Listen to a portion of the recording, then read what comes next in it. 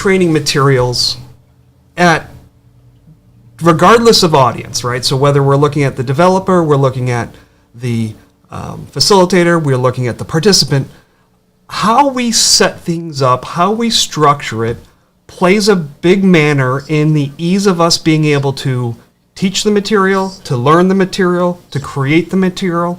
And that's what we're going to talk about today. We're going to talk about the concept of chunking. How do we break our material up into smaller pieces to make it more effective? And that's today's live stream. So let's take a look at this.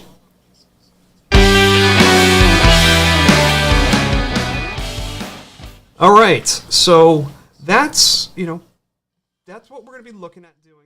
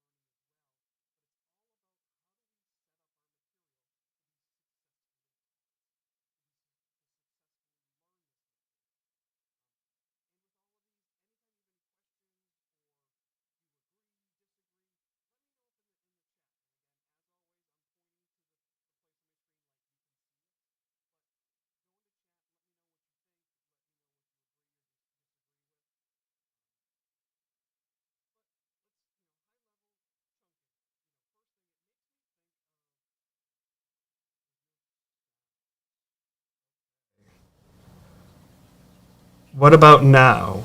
Can you hear me now? Huh. Interesting. Okay. That is user error on my part, trying to make things a little bit easier. So I guess I had turned on my microphone, which is a great part of, the whole live virtual training experience, right? There's going to be technical errors, and generally they're going to be on us. So what I was saying is basically the idea of chunking is that we want to break up our material in a way that's easy for us to use for designing, for developing, for delivering. First thing, it makes, whenever I use the word chunking all the time, I actually tend to call them content blocks, and you'll see in a little while I do it. But just the word chunking makes me think of that really bad joke, the saying like, I don't go skinny dipping, I go chunky dunking, right? Because there's nothing skinny happening over here. But yeah, so chunk and chunky makes me, I don't know, just how my brain works after a long week on a Friday. But let's quickly look at, few things here. First, let's just get what we're going to look at. So in terms of agenda for today, kind of just give a quick definition of chunking, and then I want to look at it for three audiences, right? The facilitator, the developer, as well as then the participant. And then I'm going to show you a couple examples of how we can use chunking to make our process easier. All right, so we're going to hop over here to what the definition, but I do see some comments coming in, so I just want to make sure. First, thank you for Liz and Katie letting me know that there weren't sounds, and that I messed something up, and that we can now hear it, which is great. Just looking through this, Tim, thank you for joining, and also that sound's working. Let me see, Katie as well. Use the word chunking for 25 years. It's a weird word. It's kind of like the word moist. Some people like it, some people don't. But the concept behind it is great.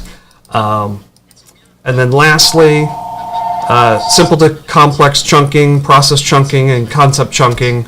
So again, thank you, Liz. All right, so quickly enough, what is chunking? And I think the best way to describe it is how do we go about setting up information in a way that's easy for us to deliver it, for us to learn it or retain it, and also for us to develop material. So I'm going to give this example here. Here's 8 numbers right in front of me. What is it? What are we supposed to do with it? How do we handle it? You get these 8 numbers. How do we remember it? So we can look at 10 numbers this way, or I can break it out this way. I can chunk it out in a different manner. Those same 8 numbers, in this case with a little bit of formatting, a little bit of structure behind it, we now easily know that this is a phone number. We know what we can do with this. It's easier to remember, right? We're looking at 3 numbers, 4 numbers. So just the manner of how we lay things out, in this case, chunking, formatting, whatever you want to call it, is going to make it easy to deliver. Side note, that's my phone number. If you guys have any questions about this or anything else that we kind of talk about, feel free, reach out to me. I'm going to give you my email later on as well. All right. So that's the idea behind chunking, is how do we break it up and make it easy to use? Break up information, make it easy to use, easy to retain, easy to deliver. So if we now dig into this in terms of facilitators, right? So how do we break up material, chunk it out for facilitators? What should we consider? First one is layout and formatting. And for those who've attended a lot of these live streams or watched them, you're going to notice this is one of those ones where a lot of the layers that we've been talking about, they're all circling back, right?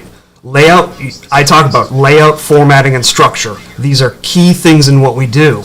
And it's going to be very large or a big part of the whole chunking process. But how we lay things out in our guidebooks, how we format it, makes it where it's easy for us to deliver the material.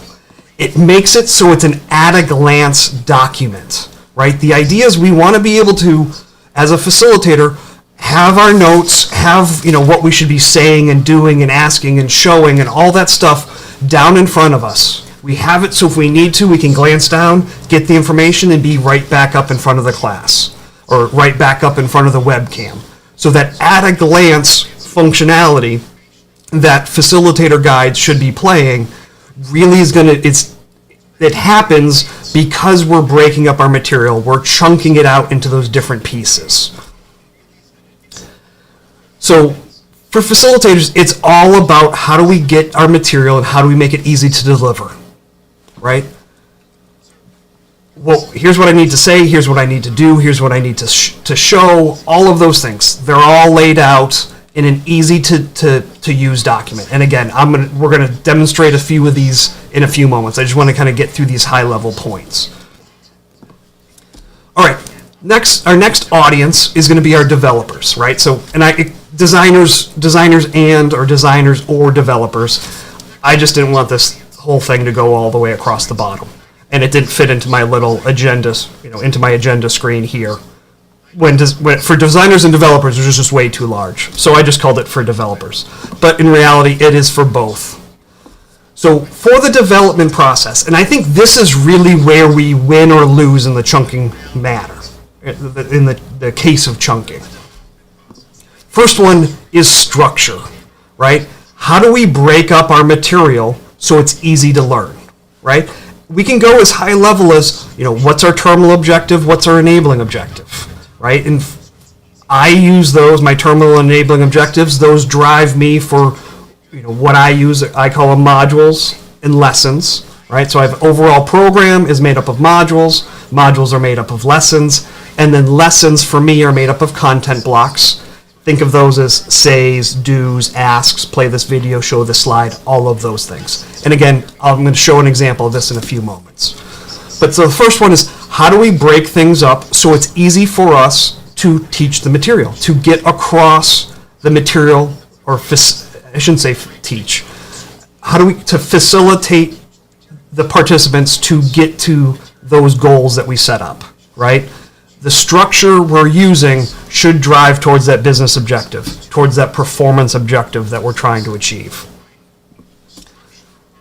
The next piece in development and designing is chunking out material can make material easier to repurpose or to reuse. And I like the term repurpose more than reuse, just with the fact that if I use reuse, the term reuse makes me think I can just take it off from one place and put it into another place and it works immediately. Sometimes that's the case, but a lot of times we have to tweak it because maybe we were doing a piece that we built for customer service is now going into new manager training. And that information, while relevant, is now you're now talking to a different audience, so we still need to kind of tweak that information. It's a little sidebar, but the idea of chunking material allows us to take pieces, take individual chunks. It could be a module, it could be a lesson, it could be an activity within a lesson, and now we can repurpose that. And by chunking it in a specific way, it makes it easiest for us to find it, it makes it easy for us to move it, those type of things. The next one, the idea of from one thing, or many things from one. I like to consider my facilitator guides as a ruling document. Everything I could possibly need, I build into my facilitator guide. So my facilitator guide, I can pull it off the shelf, and I can open it up, and I've got every single piece of information that I possibly need. And so this kind of goes into, what's the structure, how do I build? But for me, I build facilitator guides first. And then from that, I can pull out the pieces, extract the pieces I want, those individual chunks, to go into a participant book. Or I can pull out the pieces or chunks that I want to build a job aid. Or, pull it out that, I'm pulling out just an individual activity that could be used somewhere else. So the way we chunk material and the way we do it can make it easy to create many things from one item. So how do we make it so that we can build repeatedly, build, quicker, is set ourselves up to be able to do that, and chunking is one of the easiest ways to do so. And last thing for developers, be consistent. If we set up activities a specific way, do that every time, so that when we pull the activity from customer service and it goes into new manager training, I don't have to go and reformat it. Everything's all laid out. I lay it all out the same way. It goes into from one guidebook to another type of guidebook. I'm still using I still have the same look and feel, so I don't have to rework the formatting. Right, so it's how do we set it up? Set it once to go that can work in multiple places, and now I can make my small textual changes that I need because it's a different audience. But I'm not making wholehearted, overall changes because things are, in this one we didn't use icons, and this one we did, and this one we used, everything was in caps. Well, the other ones were all lowercase, and I'm making this stuff up off the top of my head. But that's the idea, is that we want to consistently do the same things, right? This way, our facilitators know what to expect. Whether they're doing customer service or new manager training, they flip open their book, they know what this means, what to do, because everything's the same way. Our participants, because they've gone through other of our trainings, they know what to expect, because that same information is laid out in the same manner. And we can do that, it's set by our formatting, it's set by our structure, but those are really the driving forces behind how we can chunk material. All right, so that's our audience. Our second audience is our designers and our developers. Third one, and I had my, I jumped the gun. I already had my points put up there, but is the participants. And for me, as much as we build training for the participant, my preferred way of building is to actually to create the participant material at the end. Some people may want to go participant material at the beginning with the ideas like we need to have stuff for the participants, but we really want to have a facilitator guide too, but maybe we don't have enough time. So if we get the participant guide out, we could then have the facilitator guide created afterwards.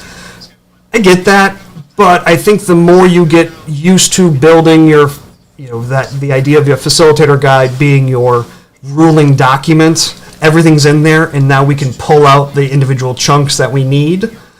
It will make it easier. And I'm going to show you a moment in just a few moments. One of our pieces of software that you could use to build, and how you can quickly go from no participant book to 80 to 90% of a participant book in a few moments. We're also going to show you, if you're just using Word, how you can set it up to do it easy as well. All right, but for the participants, a lot of the same material. Like there's not a lot of new things that we didn't talk about within the audience of the facilitator or the designers and developers, but we're looking at the audience of the audience of the participants, and so they have got specific needs. And actually, next week's live stream, we're going to talk about the 4 different audiences of training and their specific needs. So I think that's a pretty fun one, just to kind of think in a different manner. But in terms of building materials and how we chunk materials for a specific audience, the structure matters because we want to lay out the material in a way for the participant to easily be able to process it. And actually, if we circle back to a concept we talked about a couple months ago in the reasons for facilitator guides or participant guides. So a participant guide really has 2 purposes, right? One, it's that in-the-moment training resource, right? Turn to page 37 for this activity, or we're going to be doing this case study, the material's on page 14, right? Those type of things. So we need to structure ourselves, one, so our guidebooks can help us in that moment, our participant workbooks can help us in the training, but we also need it to be that second reason of a participant workbook or participant guidebook, and it's that post-training resource, something that they can refer back to after the training for information that they either was taught in it, or they were inspired by a participant in the class, or the light shined down out of the sky on them when you were talking about something and it just sparked something in their mind and they wrote it down. We need to set up our guidebooks in a way that allow us for that to be captured. And again, how we break up the material, how we chunk it within that guidebook, workbook, will make that easier. So we need to pay attention to the structure for the audience, in this case the participant, so it can serve both those roles. Again, we want to be consistent in how we do things, so that whether between lesson 1 and lesson 2 and lesson 3, we have a consistent look and feel across those, but also across different guidebooks, different training programs. How do we do things so that they know what to expect and how to use this resource during the training program, and after the training program? And consistently doing things the same is going to make life easier, right? It's one of the things humans really like is consistency, right? Consider the last time you went to the grocery store, or the times you go to the grocery store. Do you walk the aisles in the same manner? Most people do, and it's because you're consistently doing it. You know where things are, you know what to expect when you go a specific way. When you go back, try going to the grocery store the opposite way. It's a unique experience. And then layout and formatting, which really ties back to structure. But those are really the things we should be considered when we're chunking our materials for each intended audience. All right. So what I wanted to actually show you here today, and I am really trying to be right around that 30-minute mark. Last week went way over. Last week I thought was a really fun one, showing you some stuff, and actually we've got some things going on based off of that and some responses. So we've got some pretty nice stuff coming down the pipeline fairly soon. But all right, I'm going to actually hop over here into my Word, and let me bring you guys over to that. All right. So this is what a facilitator guide would kind of look like, and how we start chunking material out. And this is using our Program Leader Guide Pro. All right. So in this, we lay out we use tables to lay things out because it makes it easy for you to find stuff. It makes it easy for formatting. It saves time when we need to make edits. All of that stuff's in there. But we use, in column 1, visual cues. we always have a visual cue to drive the facilitator. The idea, it's at a glance, right? We glance down, we can see what we're doing, right? I see, in this case, this specific icon in regard, it's like the projector screen. I know I'm showing a slide, right? And then I like to put my slides into column 2. If I have notes about my slides, I put them in column 3, right? I have a distinct way I lay things out, right? And then here's what the facilitator saying, right? So while this slides up, we're going to say something like, so visual cue, then a headline, because your brain can process images and words at the same time, but it's done in different parts of your brain. So you're able to see and get what you're supposed to do, as well as a textual, call it keyword. And then clear and concise information to deliver, right? But that's maybe what I'm saying, and in this case, I've tied the animated clicks on the slide to visual cues to provide, like when I click 1, here's what I'm saying, and so on. But as I scroll down, now I get into different content blocks or chunks. So in this case, hand raised icon, we're asking a question, right? So visual cue, headline, and then the question, right? So visual cue, ask, what's the best way to handle angry customers? And then in my facilitator guide, I've gone through and I've given some prompts of what they should be listening for, right? And so I've done this. I've broken things out into showing slides and what we're saying and specific notes, right? As I come through more slides. And so you get this general idea of how we break stuff out, right? And we, same icons for, customer service versus new hire training, all this. The facilitators know what to expect. Now, let's say this chunking process, I want to go and build out a participant book. On here, I can come in and I can build out, choose to build out a different type of guidebook. This was just going to take a moment. But let's say I'm going to do a participant. I've made my choices. Let's say I want a different look. I'm going to choose a different series of templates. But I click OK, and it's going to start building out my document, which it's actually doing it on my other monitor. So hopefully I can pull this over. Well, actually, you can see it's now going. All right, great. Get prompted from Word to save. What I want to show is what's going to end up happening in this process. And using our software where we can go from one type of guidebook to another type of guidebook in a matter of moments. So I can go from no participant book to 80 to 90% of a participant book in a few mouse clicks, right? So if you remember, I was showing you we've got all these different icons over on that side, right? And there's 4 specific items, like it's an activity, or it's a do this, or it's key points, or my PowerPoint slides, question and answers, all these type of things. So because I've chunked my material into these specific, we call them content blocks, I can say I want to bring up from my facilitator guide, I want to bring over all my activities, and I want to bring over my slides and my question and answers and maybe my key points, but everything else I want to leave in there. So I just click this, I mark my choices, I click start, and it will go and it's going to start bringing all those things over. So in this case, chunking is allowing me to go from one type of guidebook, that idea from many from one. I can go from one guidebook and pull over, and we'll see action completed successfully. And I've just built out a new participant book.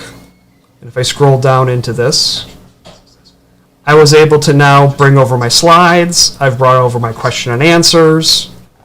If I had key points, all of those things came over.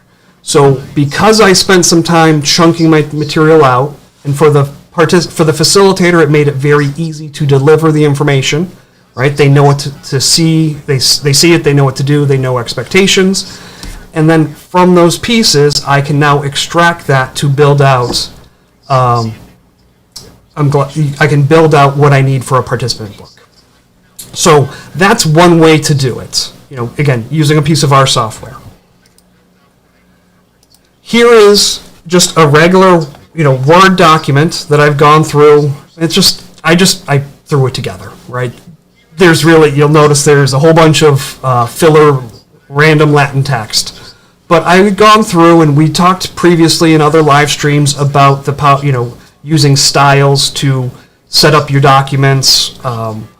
Actually, I think it was the top 5. I think it was the one I did, top 5 features on Microsoft Word. Styles being one of those.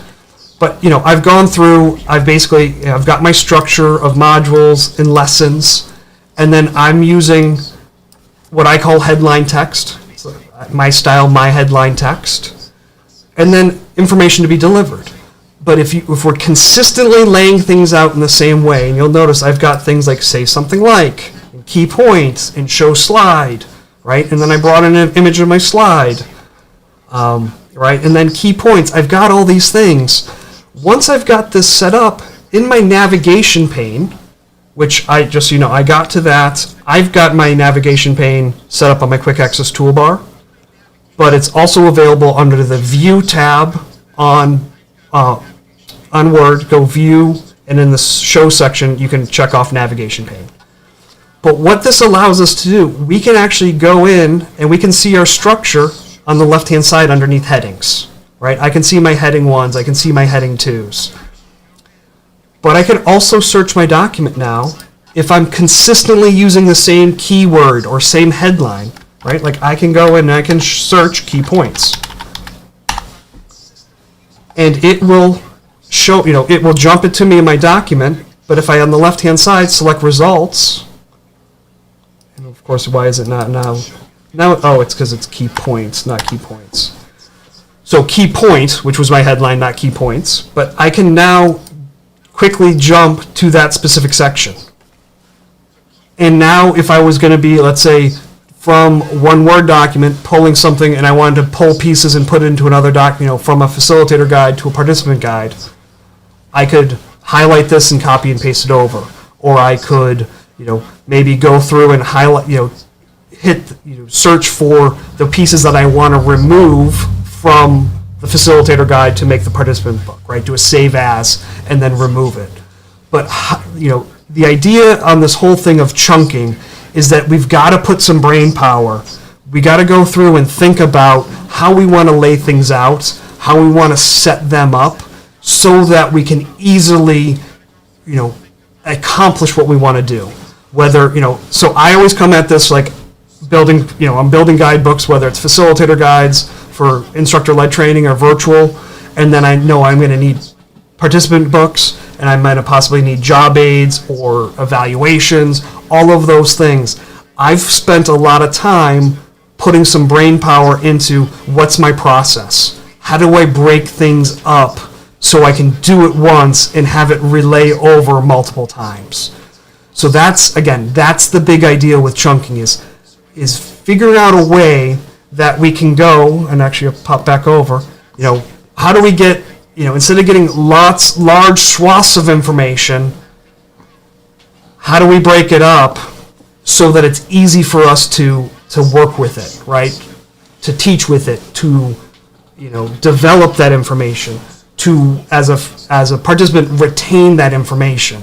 And so we really got to put some brain power into what's your process, what's your structure, what's your layout, so that 90% of the time you don't have to think about it, right? So I always use that term, when I say always, it's my 90% rule, right? How do we go about teaching something that's going to be, I don't have to think about it, except for the times where things are off, right? This is one of those one-offs.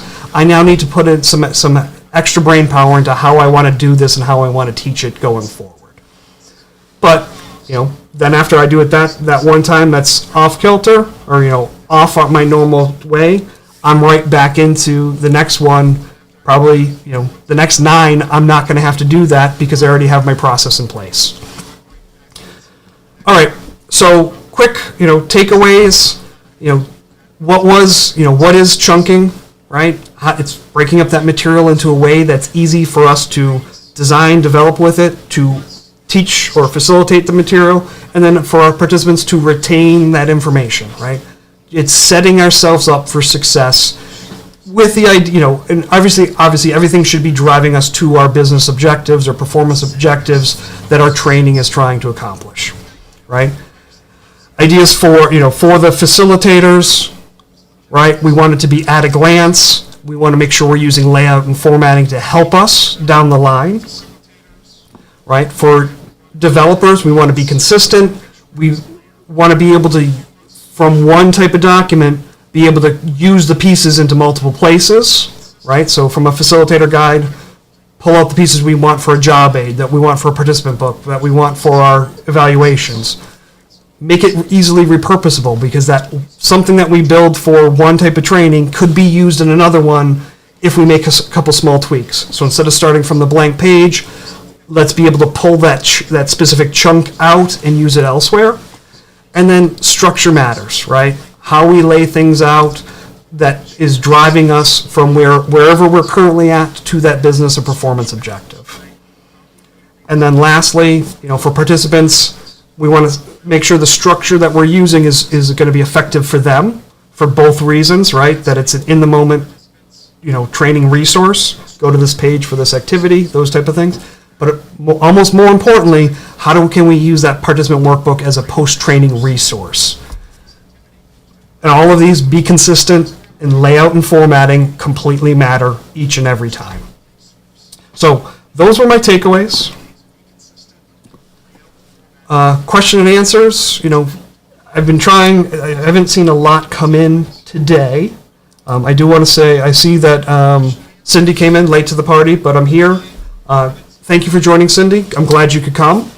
But yes, anytime you guys have any questions, obviously let me know in the chat. I will give you right here. There's my contact information. Obviously, I've been throwing up my phone number a bunch of times today, but there's also my email. So questions on this or any of those things, please let me know. I do want to point out, I'm going to just switch this over real quick. Next, where is it? Here we go. Friday, June 17th, so 2 Fridays from now, I am actually leading a session at ATD Tulsa. So this would be at 1 o'clock Eastern time. But if anyone's interested in a kind of a deeper dive into creating guidebooks for ILT and VILT, this is something you could look at. I'm going to be doing this for a couple other ATD chapters as well. So as these events come up, I'll let you guys know about it. But if you want to, if this interests you, I will put this into chat so you guys can get that. Looks like we've got a message here out from the mothership. Company coming in saying fantastic. So thank you. It's always good when the mothership's happy. All right, but for that, right? There's a session. Next week, we are going to be doing the 4 audiences for training. That one, it's currently set for 12 o'clock Eastern time. My niece is graduating that weekend, so I have to go up to Maine, so I may move that up a little bit earlier in the day. But as always, these will be recorded, but we're going to do this. And then I will get out, I haven't put them out, but for the following, the rest of the weeks in June, we'll get those out. The week of the 17th, I may switch those around. I may end up doing the live stream on Thursday the following week, the week of the 17th, just because of that event. But we will still have a live stream that week. And if there's ever anything you guys want us to cover, please let us know. Just shoot me an email. Send me a message on LinkedIn. Throw it in the chat here, and we can talk about it. One that I really want to do, and I would like to do it soon, is I'd like to set up a roundtable where we have several of us, several of you guys join in, and I want to talk about effective training and engaging training. Are they the same? Are they different? Do you need to be engaging to be effective? Does all training need to be engaging? Should all training be effective?